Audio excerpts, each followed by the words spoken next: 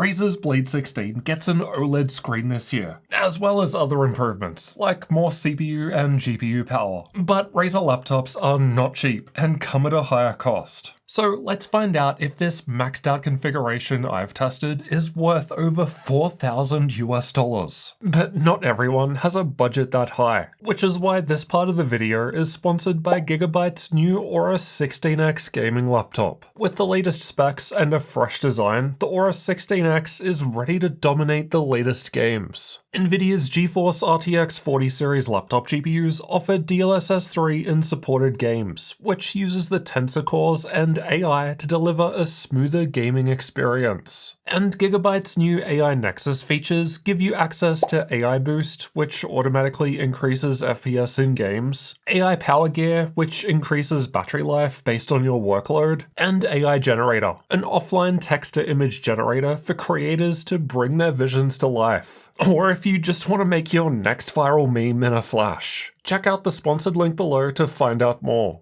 Alright, back to the Blade 16. Let's get straight into that OLED screen. Colors and contrast are perfect, as you'd expect from OLED. The screen just looks great. It gets to around 400 nits at full brightness, so nothing insane, but it's enough. Last year's Blade 16 with mini LED screen gets much brighter and also has great color gamut. You just don't get the super deep blacks like OLED, or the fast response time, which is one of the best parts of an OLED screen. On average, the 2024 Blade 16 took just half a millisecond to transition. This is the fastest screen I've ever measured so far. It's not too different compared to other OLED panels, but it's still better compared to last year's Blade 16, whether we're running it at 4K or 1080p. The 2024 Blade 16 is still available with that dual resolution mini LED screen too. You don't have to get OLED, it's just an option now. The total system latency is the amount of time between a mouse click and when a gunshot fire appears on the screen in Counter-Strike 2.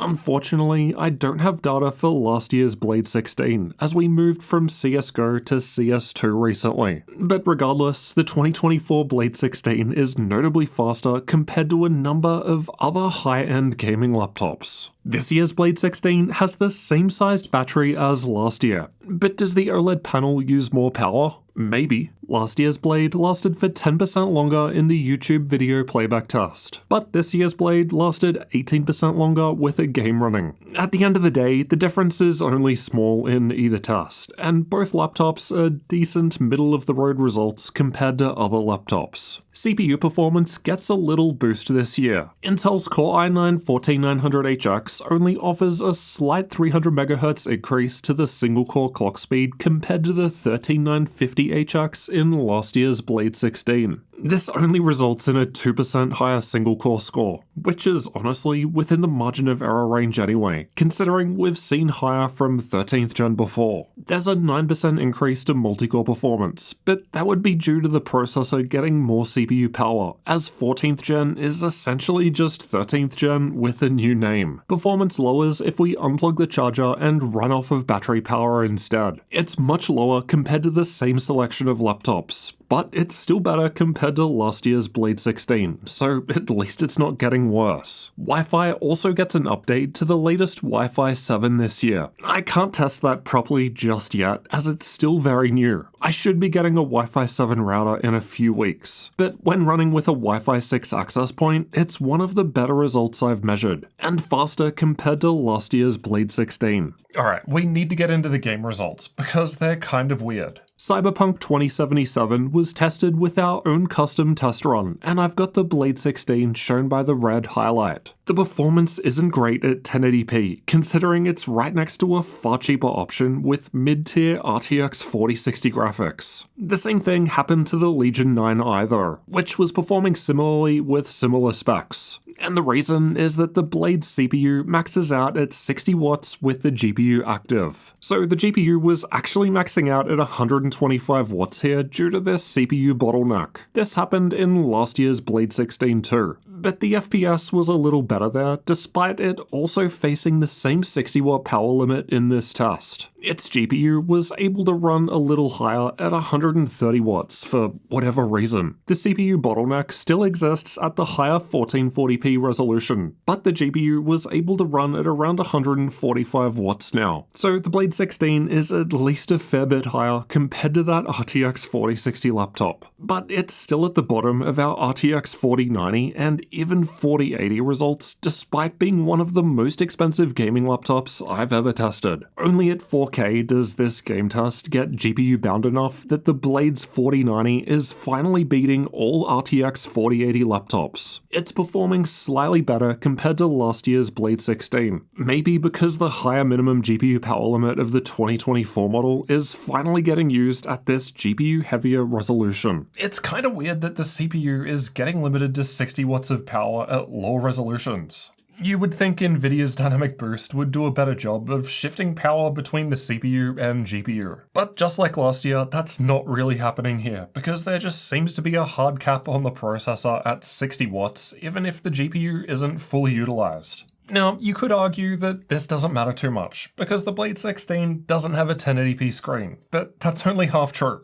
Although this OLED panel is 2560 by 1600, you can still get the mini LED screen with two resolutions. So you can swap between either 4K 120Hz or 1080p 240Hz if you want a faster response time. But not only that, as we saw in Cyberpunk 2077, 1440p was still being limited by the processor, and 1440p is pretty close to the resolution of this screen. On the one hand, yeah, it's a slimmer laptop, what do you expect? But on the other hand, you can get laptops that will outperform this for less than half the price. But let's check out some more games first, because it doesn't always behave this way. Red Dead Redemption 2 was tested with the game's benchmark. It's still one of the lower RTX 4090 laptop results at 1080p, but hey, it's ahead of last year's Blade 16 this time. That continues at the higher 1440p resolution too. Most of the other 4090 laptops that are ahead are bigger in size though. Last year's Blade is performing the same at the higher 4K resolution, because we're completely GPU bound now and they both have the same RTX 4090 graphics. So no surprises there. The difference between 13th gen and 14th gen processor makes absolutely no difference at 4K. The 2024 and 2023 Blade 16s were about the same in control at 1080p, though the 1% lows were better with the 2024 model, so less dips in performance. Both laptops were GPU bound in this game, even at 1080p, so it depends on the specific game as to whether the CPU limit we saw in Cyberpunk occurs. Both Blade 16s were the same at 1440p too, but again with fewer dips in performance with the newer version, and then again at 4K. But unlike the previous games, the Blades aren't too far away from the best performing 4090 laptops now. So again, just goes to show it depends on the game. Here are the 3D Mark results if that's something you care about. Pricing and availability will change over time, so check the links below the video for updates and current sales. And if the Blade 16 has a good sale, we'll be sure to add it to our gaminglaptop.deals website. We update that every day to include all of the latest sales. So make sure that you check it out regularly to save money on your next gaming laptop. At the time of recording, the 2024 Blade 16 starts from $3,000 with RTX 4070 graphics, while last year's 2023 version starts for $400 less. But the 2023 model starts with RTX 4060 graphics. If we spec it up to be the same as the newer 2024 model, it still ends up $200 cheaper. At the higher end of the price range, the RTX 4090 configuration we've looked at in this video goes for $4,200, while last year's model is technically $100 more expensive at full price, but right now it's on sale, making it $100 less.